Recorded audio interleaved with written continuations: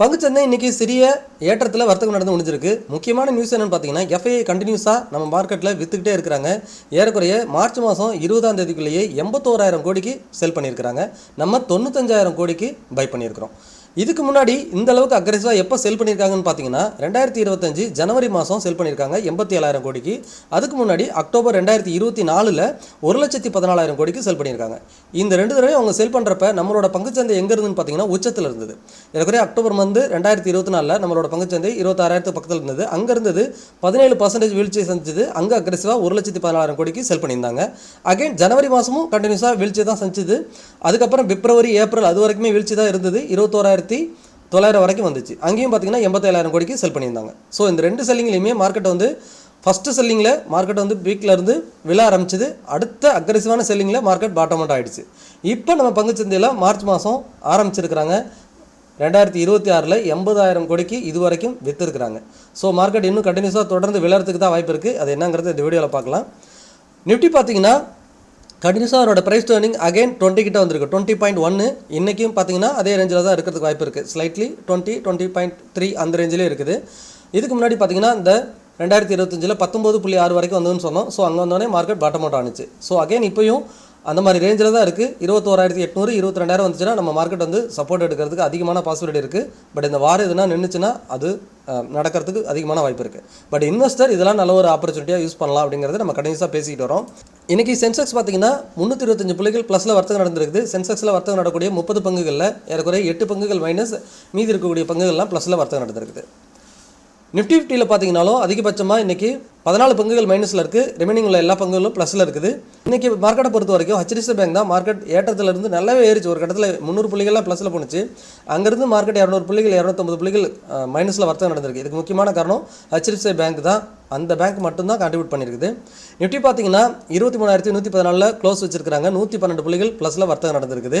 NSEல வர்த்தகம் நடக்கக்கூடிய 3,325 பங்குகளில் advance 1,884, decline 1,334, unchanged 104, 52 week high தொட்ட பங்குகள் 26, 52 வீக் லோ தொட்ட பங்குகள் 232, அப்பர் சர்க்கியூட் 83, லோயர் சர்க்கியூட் 71. இந்த இமேஜை நம்ம டெய்லியுமே வாட்ச் பண்ணிட்டு இருக்கிறோம். இதில் அப்படியே ஆப்போசிட்டாக எப்போ மாறுதோ அப்போ நம்மளோட பங்குச்சந்தை புல்லிஸுக்கு திரும்பிச்சிச்சுன்னு அர்த்தம். அதாவது 52 வீக் ஹை தொட்ட பங்குகள் தான் ரொம்ப கம்மியாக இருக்குது எப்பயுமே. ஆனால் 52 வீக் லோ தொட்ட பங்குகள் அதிகமாகவே இருந்துகிட்ருக்கு. இது அப்படியே 52 வீக் ஹை தொட்ட பங்குகள் அதிகமாகவும் 52 வீக் லோ தொட்ட பங்குகள் குறைவாகவும் எப்போ மாறுதோ அப்போ பங்குச்சந்தை நல்லாயிருக்கும். அதே போல் தான் இதுவும் அப்பர் சர்க்கியூட் எப்பயுமே கம்மியாக இருந்துகிட்ருக்கும், லோயர் சர்க்கியூட் அதிகமாகவே இருக்கும். இன்றைக்கி கொஞ்சம் ஈவனாக தெரியுது.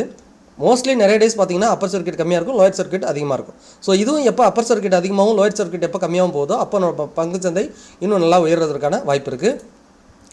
செக்டார் வைஸ் பார்த்தீங்கன்னா இன்றைக்கி ஓரளவு எல்லா செக்டரும் நல்லாவே பர்ஃபார்ம் பண்ணாங்க. ரியாலிட்டி அதிகபட்சம் 1% வீழ்ச்சி சந்திச்சிருக்கு. பேங்கிங் செக்டர் தான் இன்றைக்கி மார்க்கெட்டில் ஓரளவுக்கு நியூட்ரலாக இருந்தாலுமே இந்த HDFC பேங்க் மட்டும்தான் பேங்கிங் மற்ற டோட்டல் பேங்கிங்குமே அண்டு நிஃப்டியுமே மைனஸில் கொண்டு போகிறதுக்கு முக்கியமான காரணமாக இருந்துச்சு. அதை இங்கே கான்ட்ரிபியூட்டில் பார்த்தீங்கன்னா தெரியும். 73 பாயிண்ட் வந்து நிஃப்டியில் HDFC பேங்க் மட்டுமே சரிவை நோக்கி இழுத்துருக்குது. மற்றபடி எல்லா பங்குகளுமே ஓரளவுக்கு இன்றைக்கி ப்ளஸில் தான் வர்த்தகம் நடந்திருக்கு. ரிலையன்ஸ் பார்த்தீங்கன்னா 44 புள்ளிகள் ப்ளஸில் கொண்டு போயிருக்காங்க. ITC 15 புள்ளிகள், பாரதி ஏர்டெல் 13 புள்ளிகள். ஒருவேளை ரிலையன்ஸ் இல்லைன்னா நம்ம பங்குச்சந்தை ஏறக்குறைய நியூட்ரலாகவே முடிச்சிருக்கிறதுக்கு வாய்ப்பு இருக்குது. HDFC பேங்க் வீழ்ச்சியினால் மார்க்கெட் தொடர்ந்து சரிவு நோக்கி போயிட்டுருக்கு. HDFC பேங்க் வந்துட்டு வீழ்ச்சி நின்றுச்சுன்னா இன்னும் கொஞ்சம் மார்க்கெட் மேலே போகிறதுக்கான அதிகமான பாசிபிலிட்டி இருக்குது. தென் நிஃப்டி பார்த்தீங்கன்னா இந்த வாரம் ஒரு டோஜி கேண்டிலில் முடிவு பண்ணியிருக்கிறாங்க. ஒரு டோஜி பிரிண்ட் பண்ணியிருக்காங்க. இந்த மாதிரி இருந்தாவே நம்ம சொல்லியிருக்கோம் மார்க்கெட் வந்து ஏதோ ஒரு பக்கம் பிளாஸ்ட் ஆகிறதுக்கு சான்சஸ் இருக்குது. ஏன்னா பையர் செல்லர் 2 பக்கமும் அக்ரெசிவாக இன்வெஸ்ட் பண்ணுறதுனால மார்க்கெட் வந்துட்டு எந்த டைரக்ஷனும் போகாமல் ஒரே இடத்துல இருக்கும், சமநிலையில் இருக்கும். ஸோ யாராவது ஒருத்தர் விட்டு கொடுக்கும்போது மார்க்கெட்டை ஆப்போசிட் டைரக்ஷனில் போய்டும். அது பையர் விட்டுட்டாங்கன்னா மார்க்கெட் கீழே போய்டும், செல்லர் செல் பண்ணுறதை நிறுத்திட்டாங்கன்னா மார்க்கெட் மேல் நோக்கி பறந்துடும். ஸோ அடுத்த வாரமும் நமக்கு இன்ட்ரெஸ்டிங்காக தான் இருக்க போகுது. இந்த வாரம் ஒரு டோஜியில் இருக்கிறதுனால அடுத்த வாரம் இல்லை வர வாரங்களும் சூப்பராக ஒரு அப்சைடாக டவுன் சைடு ரேலி இருக்கிறதுக்கு வாய்ப்பு இருக்குது. டவுன் சைடு போணுச்சுன்னா அதிகபட்சம் ஒரு 6% நிஃப்டி வீழ்வதற்கு வாய்ப்பு இருக்குது. 22,000 போயிடுச்சுன்னா மார்க்கெட் பாட்டம் அவுட் ஆகிறதுக்கு அதிகமான சான்ஸ் இருக்குது. இது ஒரு சப்போர்ட் ரேஞ்சாக பார்க்குறேன். அதுக்கடையில் நம்ம நியூஸ்லாம் நல்லா வரணும்.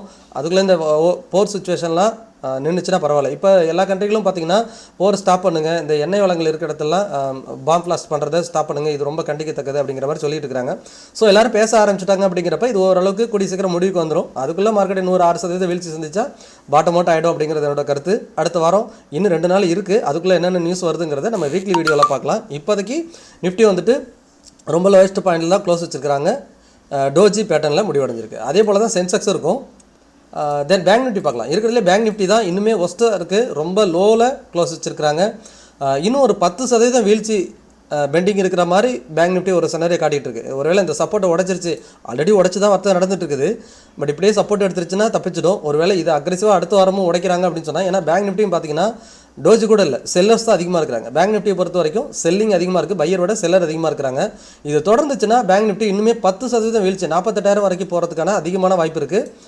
கவனமாக இருங்க. பேங்க் நிஃப்டியில் வர்த்தகம் பண்ணுறவங்க இந்த பாயிண்ட்டை நோட் பண்ணணும். இன்னும் 2 நாள் இடையில என்னென்ன நியூஸ் வருதுங்கிறதையும் நம்ம கட்டாயமாக வாட்ச் பண்ண வேண்டியிருக்கும். தென் மற்ற டீட்டெயிலாக என்னென்ன செக்டார்லாம் நல்லா இருக்குங்கிறது நம்ம வீக்கெண்ட் வீடியோவில் பார்த்துடலாம். தென் கோல்டு பார்த்துடலாம். கோல்டு பார்த்திங்கன்னா ஒரு முக்கியமான கட்டத்தில் இருக்குது. இங்கேருந்து ஒரு 10% வீழ்ச்சி என் கண்ணுக்கு தெரியுது.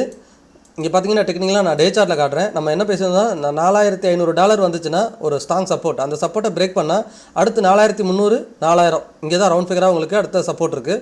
ஸோ அது வரைக்கும் ஃபாலோ ஆகிடும் அப்படிங்கிறது என்னோட கருத்து. அது இந்த மார்க்கெட் ஒரு வேளை இந்த போர்லாம் நின்றுச்சுன்னா கட்டாயமாக இந்த கோல்டு இறங்குறதுக்கான வாய்ப்பு இருக்குது. இன்னும் ஒரு 10% $4,000 வரதுக்கு வாய்ப்பு இருக்குது. அப்போ நம்ம இன்னும் இன்வெஸ்டருக்கு ஒரு ஆப்பர்ச்சுனிட்டியாக கோல்டில் இன்வெஸ்ட் பண்ண மிஸ் பண்ணவங்களுக்குலாம் ஒரு ஆப்பர்ச்சுனிட்டி கிடைக்கும். சில்வர் நான் டே சார்ட்டை வச்சுருக்கேன். சில்வரும் பார்த்திங்கன்னா இந்த $70 ஒரு ஸ்ட்ராங் ரெசிஸ்டன்ஸ். இங்கேருந்து பார்த்தீங்கன்னா 2025 டிசம்பர்லேருந்து ஒரு ஸ்ட்ராங் ரெசிஸ்டன்ஸ். இதை பிரேக் பண்ணால் சில்வர் ஏறக்குறைய $50 வந்துடும் நான் பேசியிருக்கேன். ஏறக்குறைய கோல்டு 10% இறங்குனா சில்வர் 20% இறங்கும், டபுளாக இறங்கும். ஸோ அப்போ சில்வரில் 20% இறங்குறதுக்கான வாய்ப்பு அதிகமாக இருக்குது. கோல்டை விட சில்வர் அதிகமாக இறங்குறதுக்கான வாய்ப்பு இருக்குது. வெயிட் பண்ணி பார்ப்போம். இந்த சப்போர்ட்டை பிரேக் பண்ணால் தான் அந்த ஃபால் வரும். பிரேக் பண்ணலன்னா அகைன் இந்த சைடு ஸ்கிளே போய்டும், கோல்டும் சரி சில்வரும் சரி. மற்ற விஷயங்களெல்லாம் நம்ம வீக்கெண்ட் வீடியோவில் பார்ப்போம். இன்வெஸ்டரை பொறுத்த வரைக்கும் நல்ல பங்குகளையோ இல்லை மியூச்சுவல் ஃபண்ட்லையோ உங்களோட ஃபினான்ஷியல் அட்வைசரை கேட்டுட்டு எந்த டைமில் இன்வெஸ்ட் பண்ணணும், எவ்வளோ முதலீடு இன்வெஸ்ட் பண்ணணும், திரும்ப மார்க்கெட் இன்னும் டவுன் ஆகுதுன்னா எவ்வளோ பர்சன்டேஜ் இன்வெஸ்ட் பண்ணுங்கிறதெல்லாம் அனலைஸ் பண்ணிக்கோங்க. மற்றதெல்லாம் நம்ம நெக்ஸ்ட் வீடியோவில் பார்க்கலாம். நான் AMFI registered mutual fund distributor and IRDAயோட சர்டிஃபைட் இன்சூரன்ஸ் அட்வைசர். நீங்கள் நம்ம மூலிமா ஃபினான்ஷியல் பிளான் பண்ணிக்கலாம். அதுக்கு டிஸ்பிளேல தெரியிற வாட்ஸ்அப் நம்பருக்கோ அல்லது மெயில் ஐடிக்கோ தொடர்பு கொள்ளுங்க. பங்குச்சந்தை பற்றிய லைவ் அப்டேட் என்னோட டெலிகிராம் சேனலில் போஸ்ட் பண்ணிட்டு இருப்பேன். நீங்கள் அந்த லிங்க் டிஸ்கிரிப்ஷனில் கொடுக்குற சர்ச் பண்ணி ஜாயின் பண்ணிக்கோங்க. நம்ம சேனலுக்கு புதுசாக இருந்தீங்கன்னா நம்ம சேனலை சப்ஸ்கிரைப் பண்ணுங்கள், லைக் பண்ணுங்கள், உங்களோட ஃப்ரெண்ட்ஸ் அண்ட் ஃபேமிலிக்கு ஷேர் பண்ணுங்கள். மறக்காமல் வீடியோவை பார்க்க சொல்லுங்கள். மீண்டும் ஒரு நல்ல வீடியோவில் சந்திக்கிறேன். உங்கள் கோவிந்த்.